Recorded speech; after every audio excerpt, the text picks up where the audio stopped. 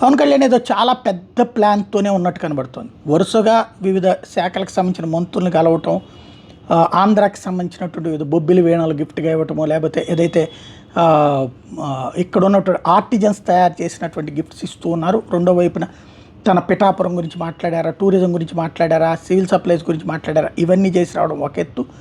ఇవన్నీ కాకుండా అంటే రాజకీయ పరంగా కూడా ఏదో అడుగులు వేస్తున్నారా, కీలకమైనటువంటి పొజిషన్ ఢిల్లీలో. ఎందుకంటే 2 తెలుగు రాష్ట్రాల ఎన్డీఏ ఎంపీలకి పవన్ కళ్యాణ్ ఢిల్లీలో విందిస్తున్నారు. తాజ్ హోటల్లో ఈ విందు ఏర్పాటు చేశారు పవన్ కళ్యాణ్.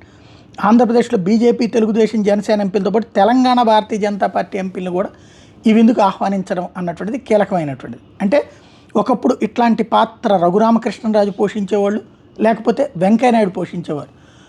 ఆంధ్ర నుంచి వెళ్ళినటువంటి వాళ్ళల్లో ఇది జరిగేది. ఇప్పుడు ఆ బాధ్యత లేదా ఆ స్థాయిలో తను అందరితో సమన్వయంతో వెళ్ళాలని కోరుకుంటున్నారా, చూడాల్సి ఉంది.